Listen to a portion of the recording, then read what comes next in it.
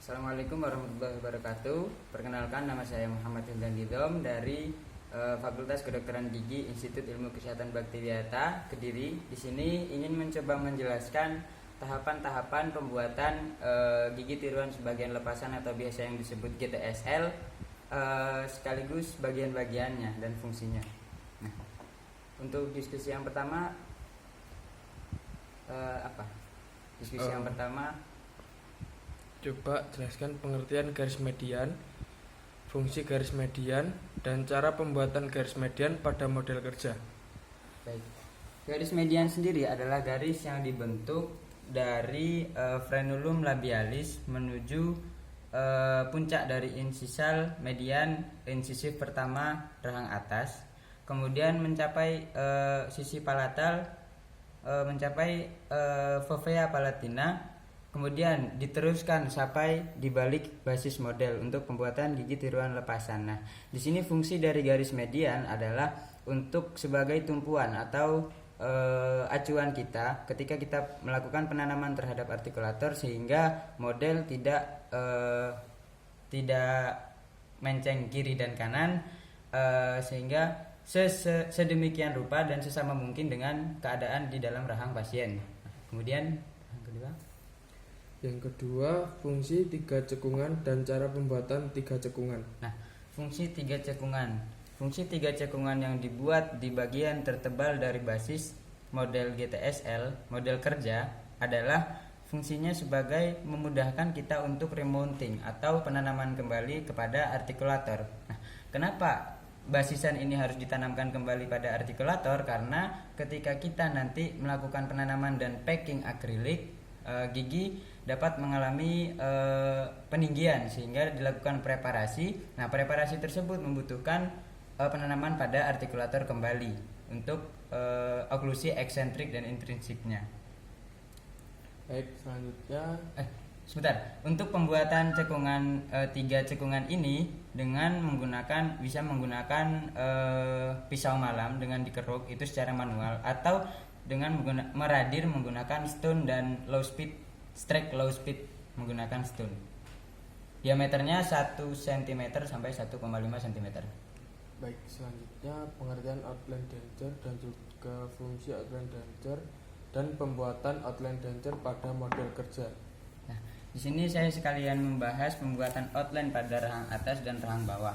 Outline denture di sini fungsinya untuk menentukan batas dari pembuatan galangan gigit, lempeng gigit, dan juga nantinya adalah batas akhiran dari gigi tiruan sebagian lepasan tersebut. Nah, cara pembuatannya adalah untuk rahang atas, outline-nya dari vestibulum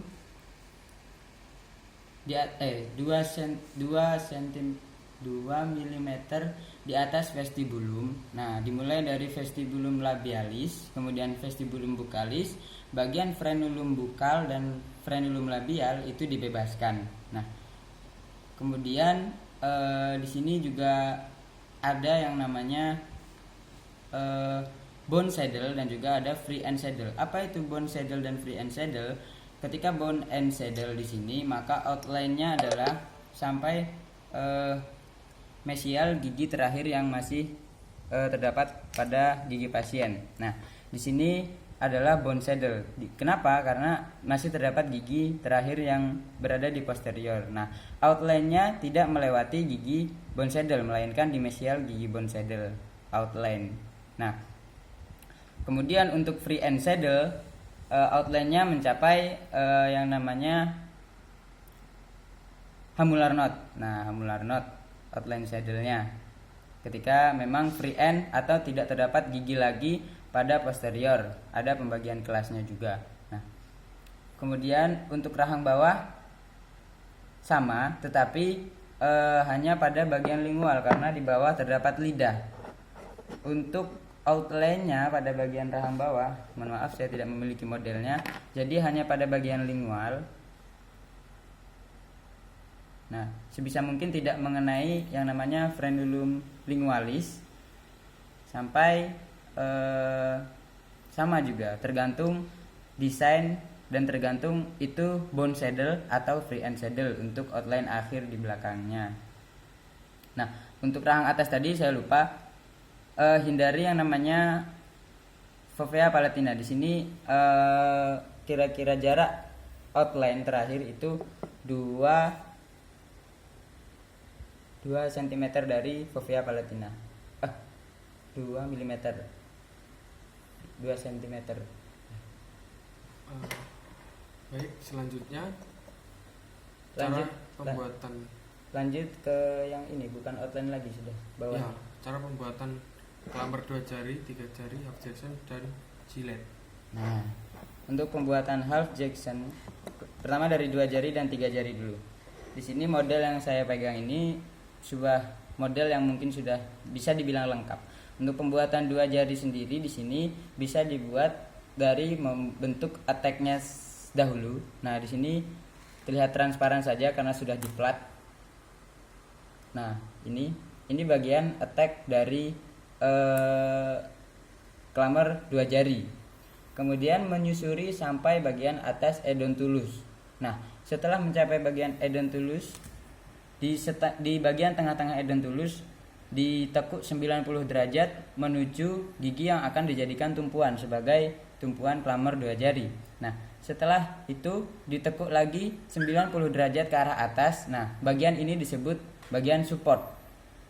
Nah, setelah membentuk bagian support, nah 2 ujung dari clammer tadi dipisahkan menjadi lengan seperti ini.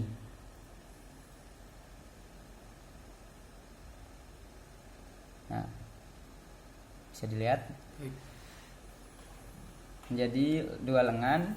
Nah, perbedaannya dengan clammer 3 jari sebenarnya prinsipnya sama, tetapi hanya diberikan rest pada bagian oklusal. Pada bagian oklusal diberikan rest di tengah-tengah pada bagian oklusal yang sebelumnya dipreparasi terlebih dahulu agar tidak mengganjal pada saat dilakukan pemasangan GTSL. Nah, preparasi oklusal ini ketebalannya tergantung pada diameter clammer. Diameter clammernya sendiri yang biasa digunakan adalah 0,7 sehingga kedalaman preparasinya adalah 0,7.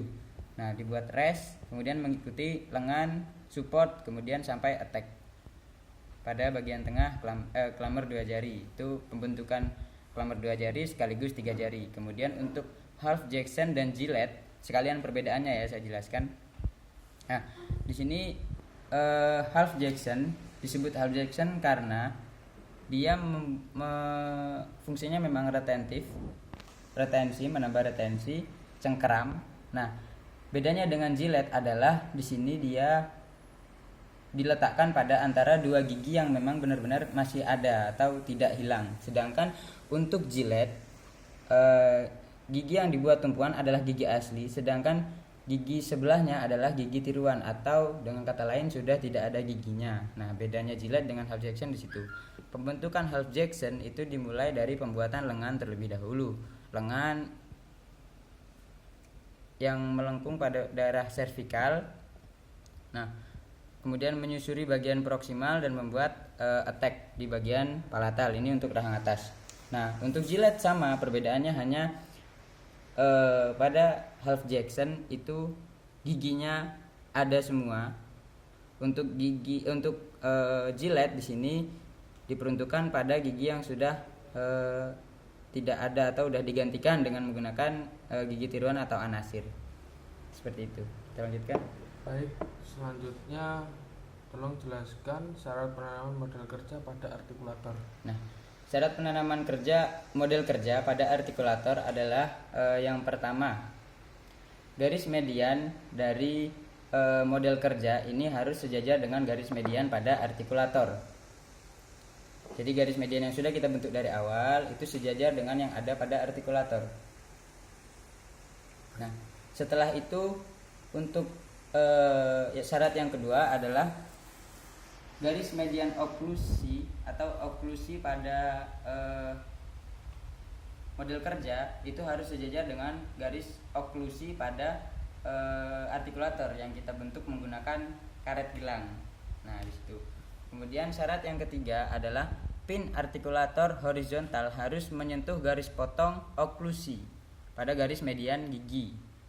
Nah, di di bagian sini untuk nanti pin artikulator horizontal. Nah, sedangkan syarat yang terakhir, pin artikulator vertikal harus menyentuh incisional table pada bagian artikulator sendiri. Seperti itu untuk syaratnya. Baik, terima kasih. Selanjutnya cara menanam model kerja rang atas di kuvet.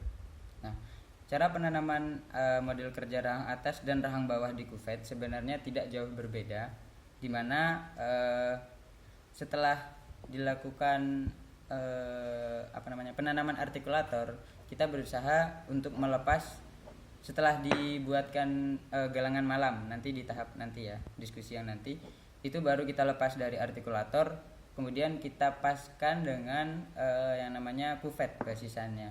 Nah, usahakan basis ini jangan sampai hancur. Walaupun sebenarnya memang dalam tahapan yang sulit.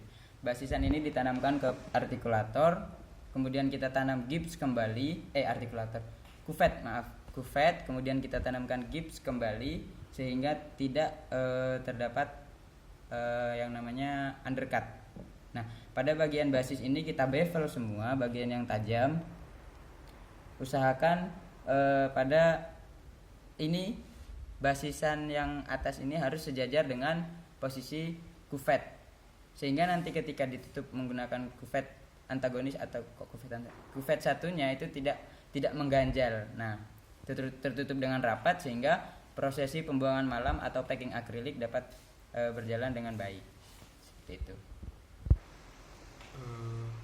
Kemudian Baik, cara selanjutnya cara manipulasi akrilik head cure. Nah, cara manipulasi akrilik head cure di sini adalah kita memanipulasikan antara liquid dan powder untuk akrilik head cure. Setelah dimanipulasikan, kita diamkan sampai konsistensinya dapat diambil namun tidak lengket. Nah, setelah tahapan tersebut baru kita masukkan ke dalam model yang sudah dilakukan pembuangan malam. Dimasukkan pada gigi. Nah, kemudian baru kita press kembali menggunakan kuvet tersebut, baru kita lakukan perebusan head cure untuk akrilik head cure. Nah, ya kemudian baru dilakukan pembongkaran setelah posisi head cure. Gitu. Kemudian selanjutnya jelaskan perbedaan akrilik head cure dan akrilik shape cure. Nah, perbedaan akrilik head cure dengan akrilik shape cure adalah akrilik head cure settingnya menggunakan pemanasan atau direbus. Kemudian dari akrilik self cure sendiri tahapan settingnya secara